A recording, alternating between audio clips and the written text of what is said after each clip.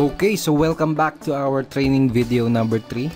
Once again, Edward Reformina here, author of Pinoy MLM Expose and the creator of Sponsor More Downlines.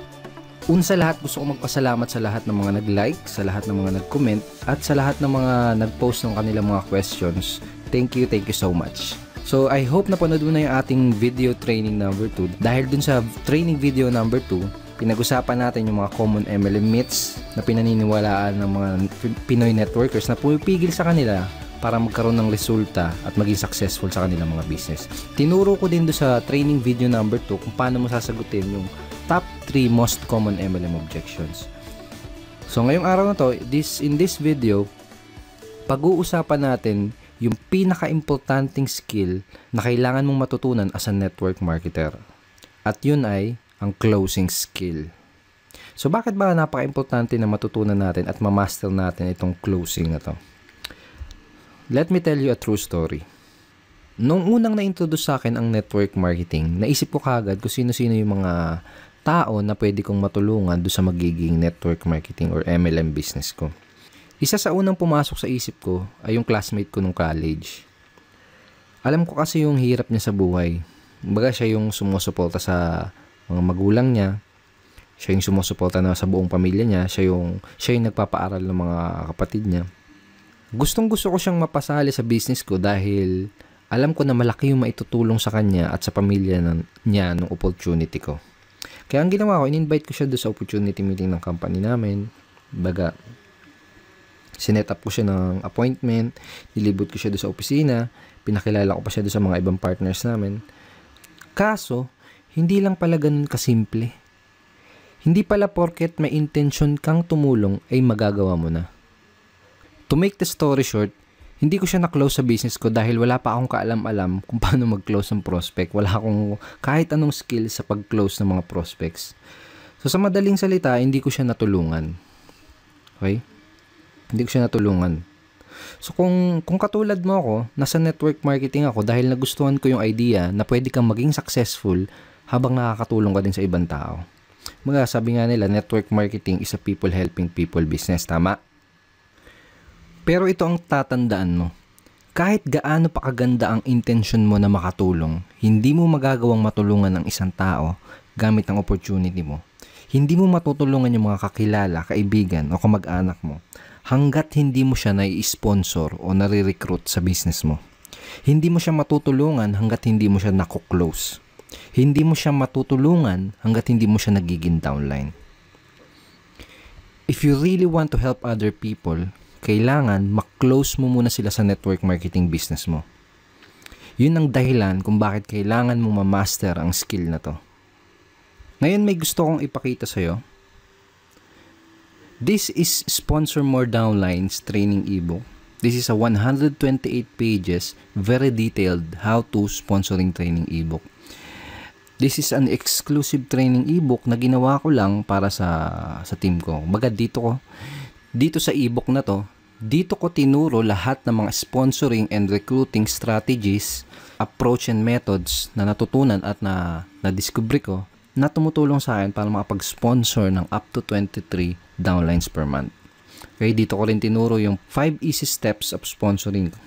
Okay, so very detailed siya. Tinuro ko dito mula from qualifying to handling prospect objections and of course up to closing prospects. So sobrang detailed niya.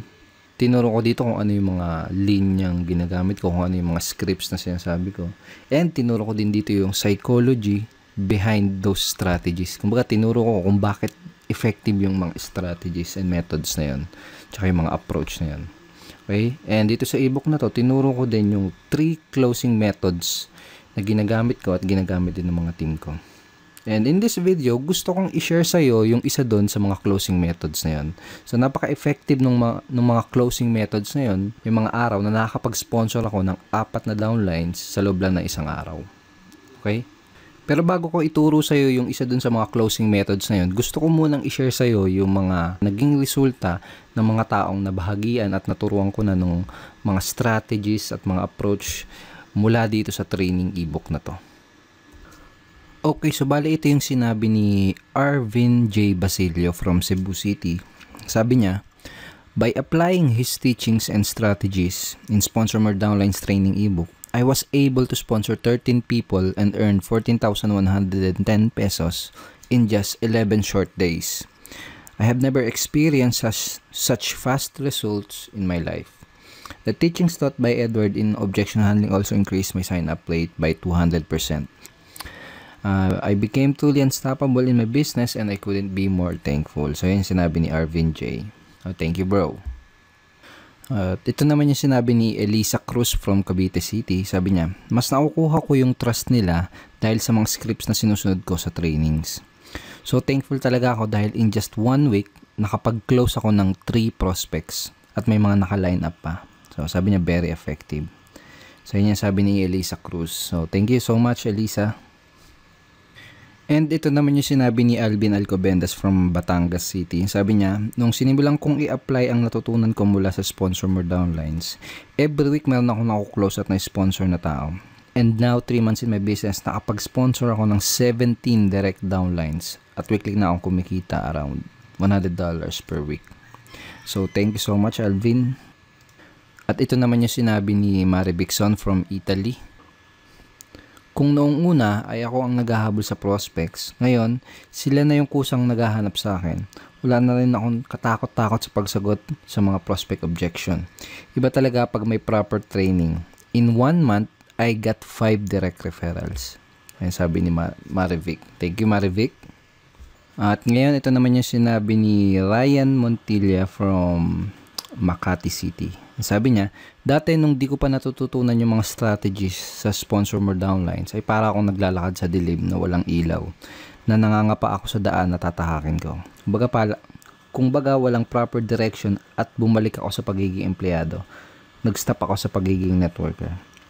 Then, pagkatapos kong i-apply yung mga natutunan ko sa Sponsor More Downlines, ay sobra, rocket ship to the maximum level. I earned 135,041 pesos at nakapag-sponsor ako ng 72 direct downlines in just 4 months. So, ayun sabi ni Ryan Montilla. So, thank you so much, Ryan, and congratulations sa results mo. At lastly, ito naman yung sabi ni Mr. Rafi Calicdan from Quezon City. Sabi niya, pagkatapos ko matutunan ang mga teachings ni Sir Edward Reformina, nakasponsor ako ng 26 downlines in just 56 days. I earned $945 in 2 months. I never expected na ganun ka-effective yung pag-apply ko ng natutunan ko. It has unleashed the leader potential in me. Ang leadership pala ay natututunan as long as you have the willingness, the proper knowledge, guidance, and training tool to help you grow your team tremendously. Ito pa sabi niya. Lahat ng natutunan ko, pinasa ko sa downlines ko, and the training material is indeed very helpful and powerful. Nakaka-proud lang na pati downlines ko ay nagkakaroon na ng results in just short span of time. So, yun sabi ni Rafi Calicdan from Quezon City. Thank you so much, Rafi, and congratulations din sa results na nakukuha mo. Yeah. Andito tayo ngayon sa loob ng Sponsor More Downlines training ebook. Dito tayo sa loob and papakita ko lang sa iyo saglit yung pinaka-content niya. Okay, so ito yung pinaka-content nitong training ebook na to. Right? So dito sa 3 closing methods, itong the consultant close ang gusto kong i-share sa iyo. Alright, so simulan na natin ngayon. Dito sa closing method na to, baga parang boss na boss yung dating mo. Okay? Para ka lang nag-i-interview ng mga nag-a-apply ng trabaho. So, para kang nag-i-interview ng prospects. Okay? Yun yung parang ano niya, yung magiging flow niya. Pero ang kagandahan at saka pinaka nagustuhan ko dito sa method na to, bukod sa napaka-effective niya, ay napaka-simple at madaling i-execute. So, perfect to, lalo na kung nagsisimula ka pa lang or kung bago ka pa lang na networker. Okay? So, kung nagsisimula ka pa lang, kayang-kaya mo kagad i-apply or i-execute kagad ang closing method na to. Pero kung matagal ka na sa network marketing, well, that's much better. Actually, mas maganda yun kasi, kumbaga, solid na yung confidence mo for sure. Kumbaga, mas madideliver mo na tong method na to ng smoothly at mas may execute mo siya ng mas maganda at mas maayos. Okay, pero don't underestimate the simplicity of this approach and this method, kasi kahit napaka-simple niya ay napaka-effective at powerful niya. Okay, so for example, napanood na ng prospect mo or nakita na ng prospect mo yung business opportunity presentation ng company nyo. For example, tapos na siyang umattend ng seminar or tapos niya ng makita yung video presentation nyo. Parang ganito yung magiging flow ng pag-i-interview mo dun sa prospect mo. Okay, so ito yung sasabihin mo sa kanya. Base dito sa mga nakita mo, tingin mo ba or naniniwala ka ba? Ganon. Base dito sa nakita mo, naniniwala ka ba na makakatulong itong business or opportunity na to sa'yo para yung reason why nila? Okay? So, make sure na bago ka mag-close is alam mo yung reason why ng prospect mo. Napaka-importante. I cannot tell you how important na malaman mo yung reason why ng prospect mo. Okay, so for example, ganito. Base dito sa mga nakita mo, base dito sa napanood mo, naniniwala ka ba na makakatulong itong opportunity na to sa'yo para mapatapos mo ng pag-aaral yung mga anak mo? Okay? Parang ganun. Base dito sa mga napanood mo, tingin mo ba makakatulong itong business na to para matulungan mo yung asawa mo sa mga gastusin nyo sa bahay? Parang ganun. Okay? Pag sinabi ng prospect mo, oo, tingin ko makakatulong itong business na to. So, yun mo sa kanya, itanong mo sa kanya, magkano yung gusto mong kitain kada buwan working part-time? Or full-time kung gusto niya ng full-time. Okay? So, for example, ito yung sinagot ng prospect mo, kahit siguro mga 20,000 lang muna na monthly income. Sabi mo, okay, that's good. Mga ilang oras kada araw o linggo ang pwede mong ilaan para sa business na to para ma-achieve mo yung 20,000 per month na income. Okay, so sasagutin ka niya ng kung ilang oras. Sabihin natin, ang sinagot niya is mga 2 to 3 hours per day lang muna. Ganon. Sabihin natin, ganun yung sinagot niya. Ang next na sasabihin mo ay ito. Okay, sabihin natin na kumikita ka na ng 20,000 pesos na monthly income working 2 to 3 hours per day. Ano yung iba pang magiging benefit nun para sa'yo at sa family mo? Okay? So, using these lines, unti-unti nang kino-close ng prospect mo yung sarili niya doon sa business mo.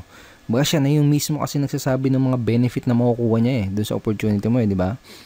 So, napaka-powerful talaga nito. Okay? So, ngayon, sabihin natin, sinagot niya na, ito yung mga gandang magiging benefit niyan para sa akin. Tapos, ang tatanong mo sa kanya, pag nasabi niya na sa'yo yung mga benefit na makukuha niya sa opportunity, ito yung next na itatanong mo sa kanya. May mga gusto ko pa bang itanong bago ka magsimula? Okay? O kaya, ano yung mga questions na gusto mong masagot ko bago ka makapagsimula? Or, bago ka magsimula sa business na to, may gusto ka pa bang malaman?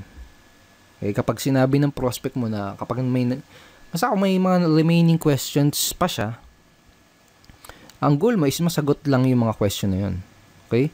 Ang goal naman kasi talaga natin is mabigay lahat ng mga kinakailangan na information para makagawa ng informed at sariling decision yung prospect natin. Okay? So, for example, may objection pa siyang natitira, kung may question pa siyang natitira, ang goal mo lang is masagot yun. So, make sure na napanood mo din yung video training number 2 natin dahil tinuro ko sa iyo yung mga tinuro ko dun sa video training na yun kung paano mo sasagutin yung mga most common MLM objections. So, for example, sinabi na ng prospect mo na wala naman na, baga wala na siyang question. Ang magiging closing line mo ay ito. Okay? Sounds to me na ready ka nang mag-join. O kaya naman ay ito. Mukhang handa ka nang magsimula. Tama ba? Kaya, mukhang handa ka nang magsimula sa business na to. Tama ba? Pag sinabi mo yun sa prospect mo, pakinggan mo kung ano yung isasagot nila. Kasi doon mo malalaman kung may mga tanong pa sila or kung may mga objections pa sila. Okay? Kung wala na silang tanong, ang sasabihin lang nila, parang ganito, oo, ready na ako. Or paano ba magsimula? Okay? Kapag tinanong nila na ganun, kapag tinanong ka na nila kung paano ba magsisimula sa business mo, sabihin mo lang, okay, ganito yung next step na gagawin mo para makapagsimula ka na kaagad. Parang ganun. Okay, let me show you yung mga next steps na gagawin mo para makapagsimula ka na kaagad. Okay? So, ganun, i-guide mo na siya sa pag-sign up do sa business opportunity nyo. kung paano ba yung sign up process nyo. Ituro mo na sa kanya yung step by step na gagawin niya para makasali as soon as possible. So, ganun lang siya kasimple. Di ba sabi ko kanina na very simple lang siya pero very effective. Pero ang kagandahan, pwede mo agad siyang i-apply at magamit sa business na ginagawa mo ngayon. And may mga ibang nagtatanong, natanong nila sa akin, paano kung iba yung isagot nila doon sa itatanong ko. Okay, for example, tinanong ko to, tapos iba yun naman yung sinagot nila, hindi kagaya ng mga example na binigay ko. Well, to tell you honestly, hindi naman kasi importante yung mga script eh. Kaya ang importante is yung psychology sa likod ng kumbaga ano yung reason kung bakit mo tinatanong yung mga questions. Anong reason kung bakit mo sinasabi yung mga example scripts na to. For example, okay, ganito yung next step na gagawin mo para makapagsimula ka na kagad. Basically, kapag sinabi mo yung ganito sa prospect mo, you are showing leadership. Kumbaga, tinuturuan mo siya, ginaguide mo siya. You're showing that you are a true leader. Napakita mo sa kanya na isa kang leader na kaya siyang i-guide sa proseso or do sa business. Parang ganun. Okay? Mas importante yung yung maintindihan mo o ma-internalize mo kung bakit mo sinasabi yung itong mga scripts na to. Okay? Kasi kapag naintindihan mo na ng maigi kung ano yung reason kung bakit mo sinasabi yung mga lines or script na yan, doon darating yung point na makakapag-improvise ka na ng mga sasabihin mo doon sa prospect na kinakausap mo. Okay, so ito yung consultant close method. Ito yung isa sa mga closing method na ginagamit ko para makapag-sponsor na madaming downlines sa aking business. Okay? Ito yung isa sa mga closing method na tinuro ko dito sa loob ng Sponsor More Downlines training ebook. So, make sure na i-apply mo kaagad itong method na to sa business mo. Kung may kakausapin ka mamayang prospect, kung mayroong kakausapin bukas, sa isang araw, make sure na gamitin mo kaagad itong mga lines na to para ma-practice mo kaagad, para masanay ka kaagad, para ma-internalize mo kaagad yung method, at para ikaw mismo makita mo din yung response at yung magiging resulta kapag ginamit mo tong closing method na to. So, I hope madami kang natutunan dito sa 3-part video training series natin, and I hope ay nag-enjoy ka sa panonood nitong 3 videos na to dahil ako mismo nag-enjoy ako sa paggawa nitong 3-part video training series na to para sa'yo. At ngayon, ang kailangan mo na lang gawin ay i-apply ang lahat ng mga natutunan mo mula dito sa training series natin. Pero syempre, hindi dito natatapos yung pag-aaral mo. Baga, hindi dito natatapos yung pag-educate mo sa sarili mo. Because network marketing is a continuous learning journey. Sabi nga nila, if you stop learning, you stop earning as well. So, dapat tuloy-tuloy. Dapat tuloy-tuloy yung pag-increase mo ng mga nalalaman mo. Dapat tuloy-tuloy yung pag-increase mo ng knowledge mo. At kapag ginawa mo yun, makakapag-acquire ka ng mga necessary skills. Mga skills na tutulong sa'yo para magka-resulta, para maging successful dyan sa business mo. Okay? So, may gusto kong ikwento sa'yo. Maiksing kwento lang to. And I'm sure may mapupulot kang magandang aral dito sa kwento na to. Pwede rin na narinig mo na to before, pero ito kwento ko pa din. Tungkol to sa isang lalaki na naglalakad sa kagubatan. So, naglalakad siya sa gubat. And habang naglalakad siya, may nakita siyang isang mangangahoy na nagpuputol ng puno. Okay? Nakita niya yung mangangahoy na yon na pagod at hirap na sa pagputol ng puno. Tagaktak yung pawis at napapamura pa sa hirap yung mangangahoy habang pinuputol niya yung puno. Ngayon, nagtaka yung lalaki na nakakita sa kanya doon sa mangangahoy. Ginawa niya, tinanong niya yung lalaki. Sabi niya, anong problema kaibigan? Ang sagot ng mangangahoy, mapurol kasi tong palakol na ginagamit ko. Kaya hindi ko maputol ng maayos tong puno. Ang sagot ng mangangahoy. Sabi ng lalaki, bakit hindi mo hasain yung palakol mo? Ang sinagot sa kanya ng mangangahoy, mahihinto kasi yung pagpuputol ko ng puno kapag ginawa ko yun. Mahihinto ako sa pagputol ng puno kapag hinasa ako tong palakol ko. Sagot ng mangangahoy. Sabi ng lalaki, pero kung hahasain mo yung palakol mo, mas magiging mabilis at mas madali ang pagputol mo dyan sa punong yan. Ang sagot ng mangangahoy, wala kasi akong panahon para huminto Habang mas lalo siyang napapagod doon sa ginagawa niya pagputol ng puno. Habang mas lalo siyang pinagpapawisan doon sa pagputol ng puno na yon. So, napailing na lang yung lalaki tapos naglakad na lang siya papaalis. Iniwan niya na lang yung mangangahoy. Maraming mga networker ngayon ang kagaya ng mga ngahoy dun sa kwento.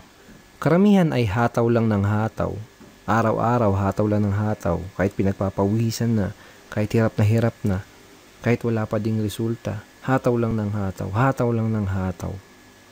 Kumbaga hindi sila makapaglaan ng panahon para hasain ang sarili nila para mas maging effective at mas maging efficient dun sa ginagawa nilang negosyo. Now I want to congratulate you dahil the fact na pinapanood mo ngayon ang video na to, katunayan lang yan na gusto mong maglaan ng oras at willing kang hasain yung sarili mo. Willing kang hasain yung mga skill mo. Pinatunayan mo sa sarili mo na willing ka talagang maging successful. So congratulations. Tama yung ginagawa mo. Pagpatuloy mo yan. Once again, thank you very much for watching our training video series. Kung nagustuhan mo ang video training series na to, make sure na mapanood mo yung video na ipapadala ko sa'yo bukas. Dahil dun sa video na yun, malalaman mo kung paano ka magkakaroon ng access sa Sponsor More Downlines training ebook. Yes, bibigyan kita ng chance para magkaroon ng access dito sa dating exclusive training ebook na to. Magkakaroon ka ng chance para malaman ang lahat ng mga sponsoring and recruiting strategies, approach and method na tinuturo at ginagawa ko na tumutulong sa akin para makapag-sponsor ng madaming downlines na walang kahirap-hirap. At dun sa video na ipapadala ko sa iyo bukas, malalaman mo din kung paano mo makukuha itong Objection Crusher training ebook for free. Yes, gusto kong ibigay sa iyo itong Objection Handling training ebook na to for free. Pero napaka-importante na mapanood mo yung video na yun bukas dahil hindi ko alam kung ilang Pinoy network marketers lang ang hahayaan kong magkaroon ng access dito sa napaka-valuable at dating exclusive training materials na to. Kaya kung gusto mong magkaroon ng access sa Sponsor More Downlines training ebook at kung gusto mong makuha itong Objection Crusher for free, make sure na mapanood mo yung ipapadala ko sa yung video bukas. Kaya wag mong kakalimutan na i-check ang iyong email bukas, okay? Dahil ipapadala ko sa email mo yung link na pupuntahan mo para mapanood yung video na yun. Okay, once again, thank you so much. And kung hindi mo pa nakiklik yung like button sa baba, please click it and go ahead and share mo din tong page na to sa mga friends mo.